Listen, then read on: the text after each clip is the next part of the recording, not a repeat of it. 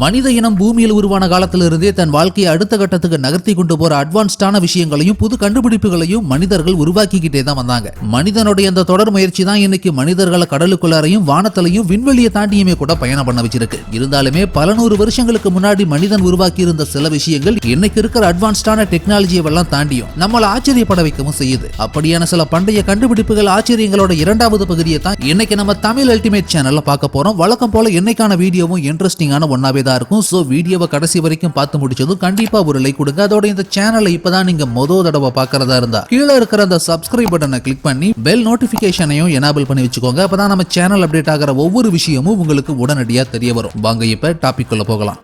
மெயினே Penney.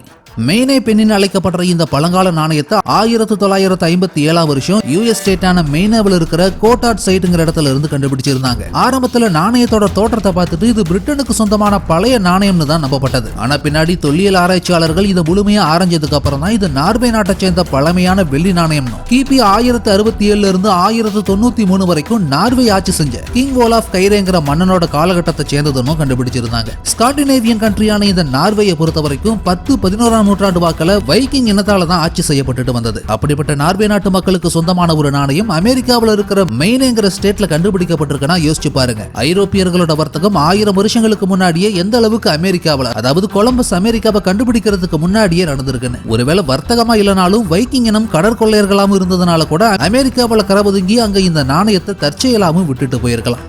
மீட்டியராய்ட் Daguerre கிமு 1332 இருந்து 1323 வரைக்கும் எகிப்து சாம்ராஜ்யத்தாண்ட மன்னரான டூட்டங்கமோனோட கல்லறையை 1922 வருஷம் அகழ்வாராய்ச்சியாளர்கள் கண்டுபிடிச்சப்போ அதுல டூட்டங்கமோனோட மம்மியும் சேர்த்து வேற சில விலை மதிப்பில்லாத பொக்கிஷங்களையும் சேர்த்தே புதைக்கப்பட்டிருந்ததையும் கண்டுபிடிச்சிருந்தாங்க. அதுல இருந்த ஒரு அன்யூஷுவலான ஆப்ஜெக்ட் தான் இந்த குத்துவாள். ஒரு இரும்பால செய்யப்பட்ட குத்துவாளுக்கு ஏன் இவ்வளவு முக்கியத்துவம்னு கேட்டீங்கன்னா, இந்த கத்தி ஆய்வாளர்கள் ஆராய்ச்சி செஞ்சு பார்த்ததுல அது விண்கல் மண்ணில் இருந்து கிடைச்ச இரும்பு உலோக மூலப்பொருளை கொண்டு தயாரிக்கப்பட்டதுன்னு தெரிய வந்தது. இதுல குறிப்பிட வேண்டிய விஷயம் என்னன்னு கேட்டீங்கன்னா, கிமு 1200 இருந்து கிமு 550 வருஷத்துக்கு இடைப்பட்ட காலத்தை தான் அயன் ஏஜ், அதாவது இரும்பு காலம்னு வரலாற்று ஆய்வாளர்கள் குறிப்பிடுவாங்க. ஏன்னா இந்த காலகட்டத்துல தான் இரும்புனால உருவாக்கப்பட்ட கருவிகள் மற்றும் ஆயுதங்களோட பயன்பாடு அதிகமா இருந்தது. அதுக்கப்புறம் தான் இரும்புங்கிற உலோகமே உலகம் முழுக்க இன்றியமையாத ஒன்னாவே மாறினது. ஆனா டூட்டங்கமோன் ஆட்சி செஞ்ச காலம் இதுக்கும் பிற்பட்ட காலம். அப்படி இருக்கிறப்போ அயன் கண்டென்ட் அதிகமா கலந்திருந்த இந்த விண்கல்லில் உருவாக்கப்பட்டதா சொல்லப்படுற குத்துவாளை எகிப்தியர்கள் பயன்படுத்தி இருந்தது உண்மையிலேயே அதிசயமாவும் மர்மமானதாகவுமே தான் பார்க்கப்படுது. அது மட்டும் இல்லாம இந்த தனித்துவமான குத்துவாளை வச்சு ஏன் எகிப்தியர்கள் எக்ஸ்ட்ரா டெரஸ்ட்ரியல், அதாவது ஏலியன்களோட தொடர்பில் இருந்திருக்க கூடாதுங்கிற மாதிரியான கேள்விகளையுமே சிலர் முன்வைக்கிறாங்க. அதுக்கு தகுந்த மாதிரியே டூட்டங்கமோனோட கல்லறையும் மம்மியுமே கூட இன்னமும் விலகாத மர்மங்களோட தான் இருக்கு. ஆராய்ச்சியாளர்களும் அதை இன்னமும் தொடர்ந்து ஆராய்ச்சிக்கிட்டே தான் வராங்க.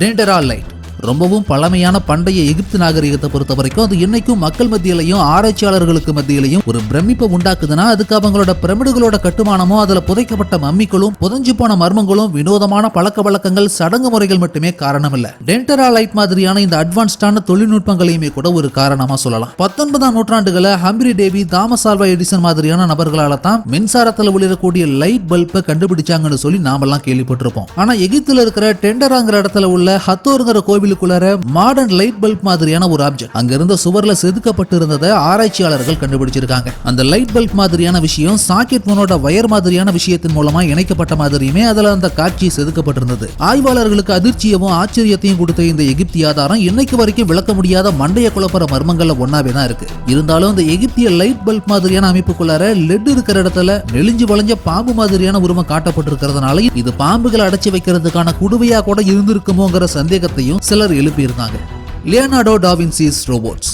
இந்த வீடியோவை பார்த்துட்டு இருக்கிற உங்கள பலருக்கும் லியோனார்டோ டா வின்சியை மோனாலிசா ஓவியத்தை வரைஞ்ச பிரபலமான ஓவியரை தான் தெரியும். ஆனா அவர் ஓவியர்ங்கிறத தாண்டியும் கட்டிட கலைஞர், கண்டுபிடிப்பாளர், பொறியியலாளர், சிற்பின்னு பல முகங்களை கொண்ட ஒரு மனிதர். அப்படி அவரோட சிந்தனையிலையும் கைவண்ணத்திலையும் உருவானதுதான் இப்போ நீங்க பாக்குற இந்த ரோபோட்ஸ். ரோபோட்னா அவர் உருவாக்கின ரோபோட்ஸ்ல ஆட்டோமேஷன் அண்ட் ரோபோட்டிக்ஸ்ல அவருக்கு இருந்த ஆர்வம் காரணமா சில டிசைன் ஸ்கெட்சஸ் உருவாக்கி வச்சிருந்தாரு. அதெல்லாம் தான் இதெல்லாம். கிபி 1495 வருஷம் டா வின்சி வரைஞ்சி வச்சிருந்த இந்த டிசைன்ஸ் எல்லாம் கடந்த 1950களை ரீடிஸ்கவர் பண்ணிருந்தாங்க. அதுல இருந்த டிசைன்ஸ் எல்லாம் டா வின்சிக்கு மாடர்ன் டெக்னாலஜி பத்தியும் அட்வான்ஸ்ட் ஃபியூச்சர் டெக்னாலஜி பத்தியும் எந்த அளவுக்கு அதுல அவருக்கு அறிவும் ஆர்வமும் இருந்ததுங்கிறத காண்பிக்கக்கூடிய ஒன்னாவே தான் இருந்தது. குறிப்பா போர் வீரர்கள் மாதிரியான ரோபோட்ஸ் உருவாக்குறதுக்கான டிசைன்ஸும் அதற்கான ஆட்டோமேஷன் டெக்னிக்ஸும் உண்மையிலேயே பிரமிக்க வைக்கக்கூடியதாவே தான் இருந்தது. கிட்டத்தட்ட 500 வருஷங்களுக்கு முன்னாடி எப்படி ஒருத்தரால இப்படியான அட்வான்ஸ் டெக்னாலஜியை பத்தி எல்லாம் யோசிக்க முடியுதுங்கிறது இன்னைக்கு இருக்கிற ஆராய்ச்சியாளர்களுக்கு ஆச்சரியமான ஒன்னா தான் இருந்தது.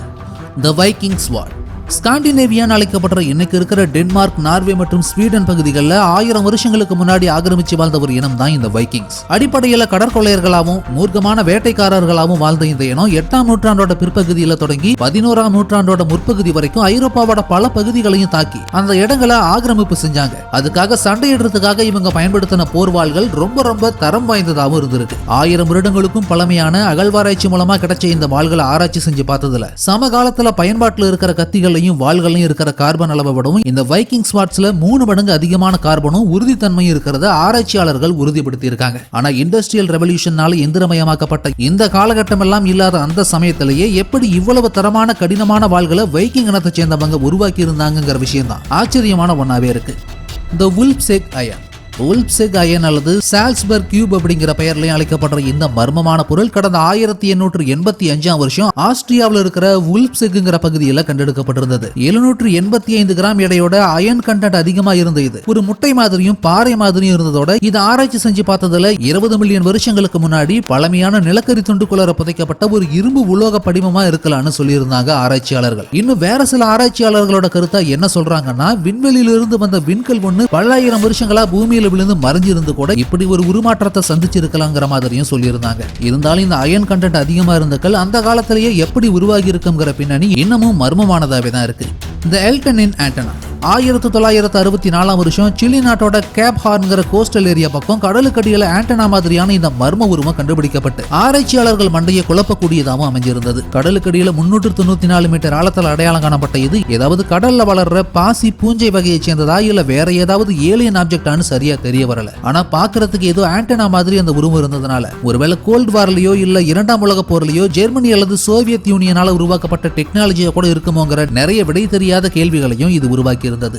Piri Reis map. இந்த பைரி ரீஸ் மேப் பத்தியும் நம்ம சேனல்ல ஏற்கனவே பலமுறை பார்த்திருப்போம். மர்மமான இந்த வரைபடத்தை கிபி 1513 வருஷம் துருக்கி நாட்டு கடற்படை அதிகாரியும் வரைபடவியலாளருமான பைரி ரீஸ்ங்கிறவர் தான் உருவாக்கி இருந்தாரு. இந்த பழமையான வரைபடத்தோட 3ல் 1 பங்கு மட்டும் தான் இன்னைக்கு இருக்கு. மத்த 2 அழிஞ்சு போயிருக்கு. இப்போ இருக்கிற வரைபடத்துல ஐரோப்பா, வடக்கு ஆப்பிரிக்கா, பிரேசில் உள்ளிட்ட சவுத் அமெரிக்காவோட கோஸ்டல் ஏரியா வரைக்கும் ஓரளவுக்கு துல்லியமாவே வரையப்பட்டிருந்தாலும் இதுல மர்மமான விஷயமே இன்னைக்கு ஐசால மூடி இருக்கிற அண்டார்டிகாவோட சில பகுதிகளும் மற்ற சாதாரண நிலப்பரப்புகள் மாதிரியே வரையப்பட்டிருக்கு. அண்டார்டிகாவும் சவுத் அமெரிக்காவும் ஒரு காலகட்டத்தில் ஒன்னா இணைஞ்சிருந்ததை இந்த வரைபடம் உணர்த்தினாலுமே அது 1513 வாழ்ந்த பைரி ரீஸ்ங்கிற இந்த கடற்படை அதிகாரிக்கு எப்படி தெரிஞ்சிருக்கும்? ஐஸ் ஃப்ரீயான ஒரு அண்டார்டிகாவையும் அதுல குறிப்பிட்ட கலாச்சாரமும் நாகரீகமும் விலங்குகளும் உயிரினங்களும் வாழ்ந்தது அவருக்கு எப்படி தெரியணும்? பல கேள்விகளையும் விடை தெரியாத மர்மங்களையும் கொண்டதாவே மாறியிருந்தது இந்த பைரி ரீஸ் மேப். த கிளர்க்ஸ்டார்ப் ஸ்பியர்ஸ். தென்னாப்பிரிக்காவோட சுரங்கம் தோன்ற பகுதி முன்னிலிருந்து எதிர்பாராத விதமா பழமையான உலோக உருண்டை மாதிரியான ஒரு பொருள் சிக்கியிருந்தது. கிளர்க்டார்ப்ங்கிற பகுதியிலிருந்து கிடைச்ச இந்த உருண்டையான உலோகம் கலந்த பொருளை ஆராய்ச்சிக்கு உட்படுத்தி பார்த்ததுல அது 3 பில்லியன் வருஷங்களுக்கும் பழமையானதுன்னு தெரிய வந்ததுதான். ஆராய்ச்சியாளர்களால நம்பவே முடியல. ஏன்னா மனித இனம் உருவாகி உலோகம் கண்டுபிடிக்கப்பட்டதே சில ஆயிரம் வருஷங்களுக்கு முன்னாடி தான். அப்படி இருக்கிறப்போ இந்த உருண்டையான உலோகம் மில்லியன் பில்லியன் கணக்கான வருஷங்களுக்கு முன்னாடி எல்லாம் இருந்திருக்க வாய்ப்பே இல்லை. சோ அது மாதிரியான சூழ்நிலையில இதுக்கு என்ன மாதிரியான ஒரு மாற்று கருத்தை விஞ்ஞானிகள் வைக்கிறாங்கன்னா, இந்த உருண்டையான உலோகம் யாராலையும் செயற்கையா உருவாக்கப்படல. இயற்கையாவே பல மில்லியன் வருஷங்களா நடந்த ஒரு ஜியாலஜிக்கல் ப்ராசஸ்னால தான் இப்படி உருண்டையா உருமாற்றம் அடைஞ்ச ஒரு பொருள் காலப்போக்கில் உருவாகி இருந்திருக்கலாம்னு சொல்றாங்க. இருந்தாலும் என்னைக்கும் மர்மமான கண்டுபிடிப்புகள் ஒன்னாவே தான் பார்க்கப்படுது இந்த கிளர்க்டார்ப் ஸ்பியர்ஸ். Ancient submarine. நீர்மூழ்கி கப்பல்கள் ஒரு நாட்டு கப்பற்படையில முக்கியமான பங்கு கொண்டது. இன்னைக்கு பல உலக நாடுகள் நவீனமயமான நீர்மூழ்கிகள் உருவாக்கி வச்சிருந்தாலும் அதோட முதல் தயாரிப்பும் கண்டுபிடிப்பும் 16ஆம் நூற்றாண்டிலேயே நிகழ்த்தப்பட்ட ஒண்ணு. இந்த உலகத்தோட முதல் நீர்மூழ்கி கப்பல் கிபி 1578 வருஷம் பிரிட்டிஷ் கணிதவியலாளரான வில்லியம் பார்ன்கிறவரால தான் வடிவமைக்கப்பட்டது. ஆனா இந்த டிசைனை ஒரு உண்மையான நீர்மூழ்கியா வடிவமைச்சது கார்னலிஸ் ட்ரெப்பல்ங்கிற டச்சு கண்டுபிடிப்பாளரால தான். 1620 வருஷம் இது முதலா கட்டப்பட்டது. லியோனார்டோ டா வின்சிஸ் மிலிட்டரி வெசல்.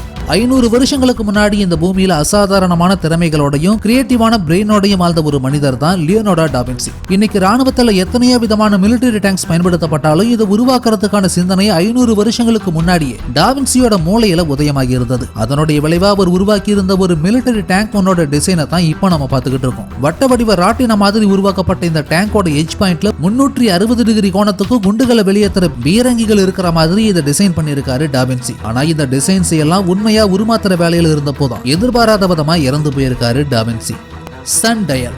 நேரத்தையும் காலத்தையும் துல்லியமா காட்டவும் கணிக்கவும் கடிகாரம் முதற்கொண்டு பல அறிவியல் கண்டுபிடிப்புகள் எனக்கு இருக்கு. ஆனா இதெல்லாம் இல்லாத காலகட்டத்துல பல நூறு வருஷங்களுக்கு முன்னாடி இந்த பூமியில வாழ்ந்த மக்கள் நேரத்தை சரியா தெரிஞ்சுக்க எதை பயன்படுத்தி இருப்பாங்கிற கேள்வி கண்டிப்பா உங்க எல்லாருக்குள்ளரையுமே இருந்திருக்கும். அப்படி நேரத்தை கணிக்கிறதுக்காக ரோமானியர்கள் பயன்படுத்தின ஒரு ஆன்ஷியன் ஆர்டிஃபேக்ட் தான் இப்போ நம்ம பார்க்க போறோம். இப்போ நீங்க பாக்குற இந்த கருவிக்கு பேர் தான் சன் டயல். தமிழ்ல இத சூரிய மணிக்காட்டின்னு சொல்லுவாங்க. இத்தாலியை சேர்ந்த ஹிஸ்டாரிக்கல் லேண்ட்மார்க்கான விலா டே பாப்பிரிங்கிற பகுதியில் 1970களில் கண்டுபிடிக்கப்பட்ட இந்த கருவி ஆராய்ஞ்சதுல அது கிமு 79ஆம் வருஷத்தை சேர்ந்ததுன்னு தெரிய வந்தது. அப்போ வாழ்ந்த ரோமானியர்கள் சூரியனோட நிலையை பொறுத்து அன்னைக்கான நாளோட ஒவ்வொரு மணி நேரத்தையும் இந்த சன் டயலை வச்சு தான் தெரிஞ்சுக்கிட்டு இருந்திருக்காங்க. சூரியனோட நிழல் இந்த சூரிய மணிக்காட்டியோட அதுல குறிக்கப்பட்டிருக்கிற நேரத்தை பயன் பண்ற கோடுகள் மேல செங்குத்தா கம்பி மாதிரி வைக்கப்பட்ட அமைப்போட நிழல் விழும்போது அது என்ன மணி நேரங்கிறத காட்டி கொடுக்கும். செங்குத்தான கோடுகள் மாதத்தையும் கிடைமட்டமா இருந்தா அது மணியமும் காட்டும். 2000 வருஷங்களுக்கு முன்னாடியே நேரத்தை தெரிஞ்சுக்க ரோமானியர்கள் பயன்படுத்தின சன் டயல்ங்கிற இந்த கருவி தொல்பொருள் ஆராய்ச்சியாளர்களை உண்மையிலேயே பிரமிக்க வைக்கிற விதமா தான் அமைஞ்சிருந்தது. ஃபைனலி இந்த வீடியோ உங்களுக்கு பிடிச்சிருந்ததுன்னா லைக் பண்ணுங்க, கமெண்ட் பண்ணுங்க, ஷேர் பண்ணுங்க. அதோட இந்த வீடியோ உங்களுக்கு இன்ட்ரெஸ்டிங்கான ஒன்னாவும் இன்ஃபர்மேட்டிவான ஒன்னாவும் இருந்ததுன்னு நினைச்சீங்கன்னா கண்டிப்பா நம்ம தமிழ் அல்டிமேட் சேனலை சப்ஸ்கிரைப் பண்ணுங்க.